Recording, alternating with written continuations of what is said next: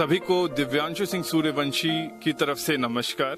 आज मैं यहाँ all press and writers association के राष्ट्रीय अध्यक्ष सर्वजीत सिंह सूर्यवंशी जी के साथ मौजूद हूँ, जो आज हमें बताएंगे कोरोना के बारे में। कुछ हम लोग चर्चा करेंगे इस विषय में कि देश में कोरोना के चलते क्या क्या परिस्थितियां उत्पन्न हो रही हैं, क्या क्या समस्याएं उत्पन्न हो रही हैं।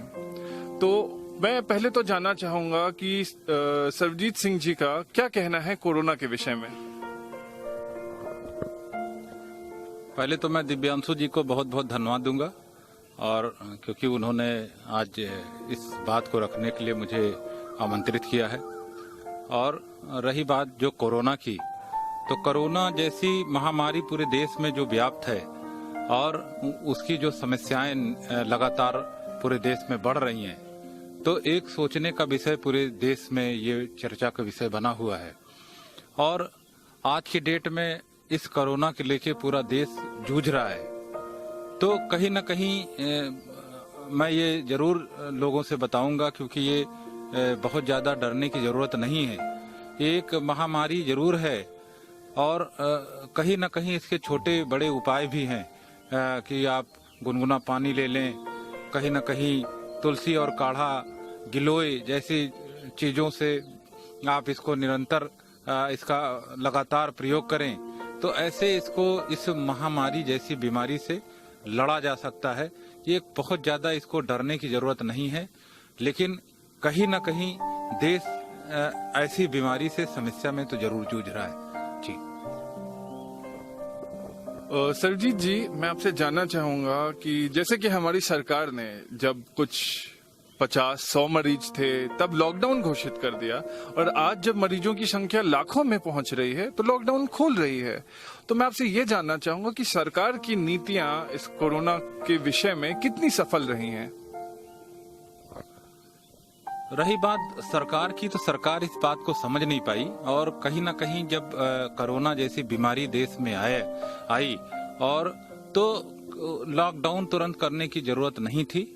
पहले पूरे समाज और जनता को एक मौका देना चाहिए था, इसको बताना चाहिए था कि ऐसी बीमारी देश में आई है, और तुरंत जो लॉकडाउन कर दिया, पूरे देश को लॉकडाउन के उसमें झोंक दिया। तो यहाँ कहीं ना कहीं सरकार की एक नीतियां जरा सा वो समझ नहीं पाए, और उसमें कहीं ना कहीं अगर समाज में लोगों को ये समय मिलता संभलने का, तो वो एक तो अपने घर जगह और अपनी चीजों को भी व्यवस्थित कर पाते, और इतनी ज्यादा अफरा तफरी का माहौल देश में नहीं होता। तो इस कारण से जरा सा सरकार की ये नीतियां सही नहीं रही हैं। लेकिन प्रयास सरकार ने निरंतर ये किया है कि किसी भी जनमानस को कोई समस्या ना आए, और छोटी बड़ी जब देश में समाज बड़ा होता है तो कहीं ना कहीं छोटी मोटी समस्याएं आती रहती हैं। तो ये जरूर कहूंगा कि लोगों ने काफी समस्या का सामना किया इस लॉकडाउन के चलते हुए। जी जैसे कि हम बात कर रहे हैं लोगों की समस्याओं का, तो क्या सरकार ये नहीं कर सकती थी कि लॉकडाउन से पहले वो कुछ समय दे देती लोगों को, 1 हफ्ते 2 हफ्ते, कि हम 1-2 हफ्ते बाद लॉकडाउन शुरू कर रहे हैं, तब तक आप अपने सारे जरूरी काम निपटा लीजिए। क्योंकि अगर वो ऐसा करती तो मेरे हिसाब से जो एक आम आदमी को नुकसान हुए हैं आर्थिक रूप से या व्यापार में, वो थोड़े से टाले जा सकते थे। आपका इस विषय में क्या कहना है? बात यह है कि मैं जैसे पहले भी बताया कि कहीं ना कहीं सरकार इस चीज को समझने में नाकाम रही, लेकिन प्रयास उन्होंने भरसक किया। समझने में ये नाकामी रही कि कहीं ना कहीं लॉकडाउन जैसे को समय न देकर उन्होंने तुरंत पूरे देश और जनता को लॉकडाउन में ढकेल दिया, और जहां 50 या 100 के मरीज की संख्या थी, वहां पूरा देश लॉकडाउन में एकदम से परेशान रहा। और जब आज 1-2 लाख के करीब जो है कोरोना का मरीज देश में हो रहा है, तो वहाँ पे कहीं ना कहीं लॉकडाउन को खोला भी जा रहा है। तो सरकार ये निरंतर उसका प्रयास भी रहा कि भाई ठीक है, कहीं ना कहीं हम जो प्रयास जनता के लिए कुछ अच्छा ही करें, लेकिन कहीं ना कहीं नाकामी भी सामने सरकार की रही है। जी। इस कोरोना के चलते हमने देखा है कि जैसे पुलिस प्रशासन हो गई या हमारे पत्रकार भाई हो गए, ये लोग फील्ड पे मौजूद रहे, हमें आवश्यक सूचनाएं जानकारियां देते रहे। कहीं ना कहीं कोरोना योद्धा के रूप में ये लोग हमारे लिए खड़े रहे हैं। आपका कोई संदेश इन पत्रकारों के लिए कि इस कोरोना के समय में उन्हें क्या करना चाहिए? मैं देश के उन सभी पत्रकार और उन साथियों का धन्यवाद दूंगा जो एक कोरोना योद्धा के रूप में पूरे देश में लोगों को संदेश और समाचार अपना देते रहे, और किसी को एक एक न्यूज जो कि बहुत विषम परिस्थितियों में भी रहा और वो डटकर मुकाबला किए और न्यूज को देश के सामने लाते रहे। तो मैं देश के उन पत्रकारों को भी धन्यवाद दूंगा जो कोरोना योद्धा के रूप में लगातार डटे रहे और चुनौती भरा माहौल का सामना भी करते रहे। और इस माहौल में पुलिस ने भी अपना अथक योगदान दिया, सराहनीय योगदान दिया, जिससे जनता ने उनको सराहा भी और जनता ने उनको कहीं न कहीं फूल माला से भी उनका सम्मान स्वागत किया। और मेडिकल के भी जो स्टाफ रहे उनका भी बहुत सराहनीय योगदान रहा। और देश के जो पत्रकार रहे वो कोरोना योद्धा के रूप में डटे रहे, और देश की जो सरकार है वो इन पत्रकारों को कोरोना योद्धा के रूप में सम्मानित भी करे, ऐसा मैं जरूर चाहूंगा। सरकार से एक छोटा सा आग्रह भी है, और मैं देश के पत्रकारों को इस चैनल के माध्यम से धन्यवाद भी दूंगा कि उनका जो प्रयास रहा वो काफी सराहनीय और काबिले तारीफ रहा। मैं एक बात और आपसे पूछना चाहूंगा, क्या ये संभव नहीं है कि जैसे जो हमारे पत्रकार भाई हैं इतनी विषम परिस्थिति में जाके रिपोर्टिंग कर रहे हैं, कुछ उनके लिए भी किया जाए, जैसे उनको स्वास्थ्य के विषय में या किसी विषय में लाइक कुछ मुहैया करवाया जाए, ऐसी कोई पॉलिसी हो जिसके थ्रू अगर उन्हें कुछ लाइक कोरोना हो जाता है तो उससे उन्हें थोड़ा सा आराम रहेगा। देखिए, इस चैनल के माध्यम से मैं ये जरूर सरकार से आग्रह करूंगा कि जो देश के जो पत्रकार हैं जो फील्ड पे और जमीनी स्तर पर डटकर मुकाबला कर रहे हैं और देश को एक साफ सुथरी और अच्छी न्यूज सुबह शाम भेज रहे हैं, तो कहीं न कहीं सरकार को उनको कोरोना योद्धा के रूप में सम्मानित भी करना चाहिए और उनके लिए एक बीमा योजना भी लागू करना चाहिए, जिससे कि कहीं उनके साथ कोई कैजुअल्टी हो तो वो उस बीमा योजना का लाभ उठा सके। ये जरूर एक सरकार से आग्रह है इस चैनल के माध्यम से। जी, मैं आपसे जानना चाहूंगा कि जैसे हमारी सरकार ने एक अमीर वर्ग के लिए लोन माफ कर दिए, उनका कर्जा माफ कर दिया, काफी छूट दी, काफी राहत दी, और गरीबों के लिए उन्होंने काफी सुविधाएं प्रदान करी जिससे उन्हें उनके जीवन में आसानी रहेगी। पर मध्यम वर्ग के लिए उन्होंने कुछ ऐसा खास किया नहीं। उन्होंने बोला कि ईएमआई माफ हो जाएगी, पर फिर भी लोगों की ईएमआई कट रही है, उन्हें सरकारी स्कूलों की फीसें देनी पड़ रही हैं, उन्हें स्कूलों की फीसें देनी पड़ रही हैं, पुस्तकों से लेके जितना भी खर्चा एक मध्यम वर्ग का व्यक्ति उठा रहा है, और वो भी ऐसे हालात में जहाँ की काम धंधा और रोजगार सब बंद है। इतने दिनों से लॉकडाउन था तो उनका जो इनकम का जरिया था वो भी बंद था। तो इसमें क्या सरकार को मध्यम वर्ग के लिए कुछ करना चाहिए? जाहिर सी बात है, जब कोई समस्या देश में आती है तो मध्यम वर्ग को ज्यादा ऐसी विषम परिस्थितियों में सामना करना ही पड़ता है, और क्योंकि ये वर्ग ऐसा है कि वो अपनी बातें रख भी नहीं सकता और कह भी नहीं सकता।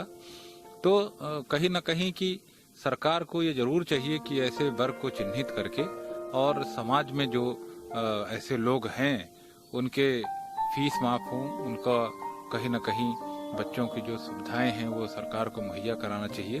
और जो समाज में तमाम ऐसी समस्याएं हैं जैसे छोटी चीजें जो किस्त चल रही हैं या तमाम उनकी अपनी छोटी मोटी जरूरतें हैं, तो कहीं न कहीं इस समय जो कोरोना को लेके उनको जरूर इससे सुविधाएं जो है कहीं न कहीं सरकार को देनी चाहिए, जिससे कि देश का वो जो समान वर्ग है वो जो इस विषम परिस्थितियों से गुजर रहा है उससे कहीं न कहीं उसको समस्या से बाहर निकलने का मौका मिल सके। जी, मैं धन्यवाद कहना चाहूंगा सर्वजीत सिंह जी का, जिन्होंने अपना कीमती समय निकालकर हमें समय दिया, हमें सूचना दी कोरोना के बारे में। मैं चाहूंगा कि सर्वजीत जी हमारे युवा पत्रकारों के लिए और देश की युवा के लिए कुछ संदेश दें।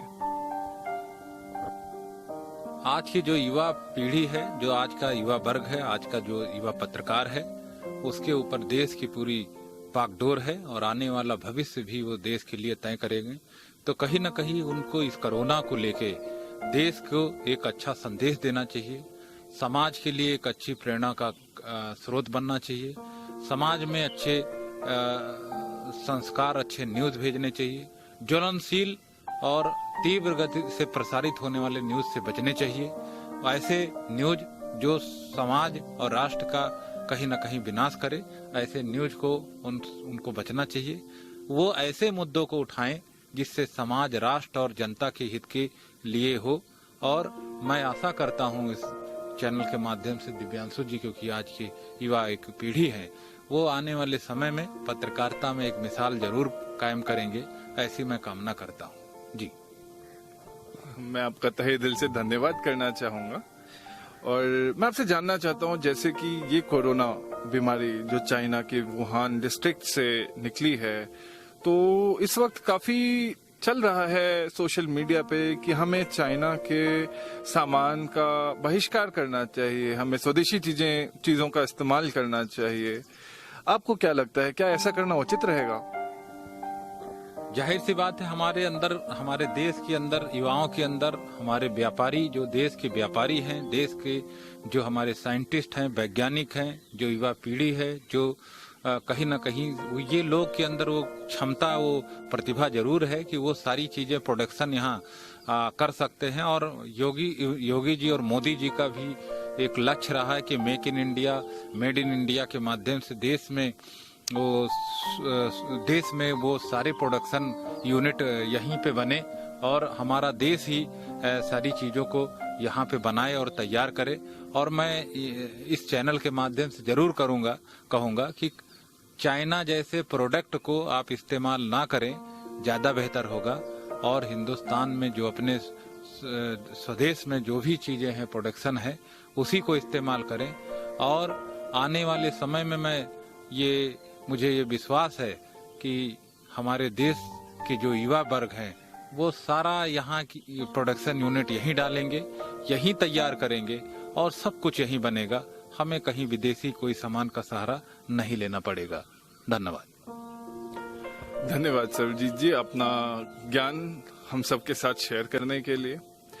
आखिरी में मैं चाहूंगा कि आप all press and writer association के मेंबर्स के लिए कोई संदेश दें कि किस प्रकार से इस समय में, इस कोरोना के समय में उन्हें अपना जीवन जीना चाहिए।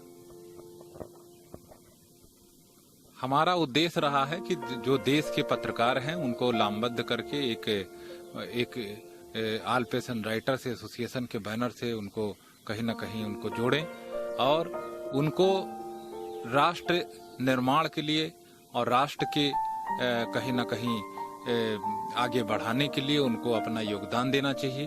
और राष्ट्र की जिसमें भलाई हो, कार्य वही करना चाहिए। और पत्रकारिता के मानक पे हम उसी चीज को सामने लाएं। और हम all press and writers association के सभी पत्रकारों से यह आह्वान करेंगे कि आप उसी चीजों को सामने लाएं जिसमें राष्ट्र हित और समाज हित का भला हो। और ऐसी चीजों से बचें जो देश के लिए ज्वलनशील हो और समाज का विनाश करे। मैं सभी पत्रकार भाई और देश के साथियों को इस चैनल के माध्यम से धन्यवाद देता हूँ। धन्यवाद सरबजीत जी। इसी के साथ आपका ज्यादा समय ना लेते हुए मैं अपने सभी व्यूअर्स को धन्यवाद कहना चाहूंगा अपना कीमती समय हमें देने के लिए। इसी के साथ मैं दिव्यांशु सिंह सूर्यवंशी अपवर टीम से आपसे विदाई लेता हूँ। धन्यवाद।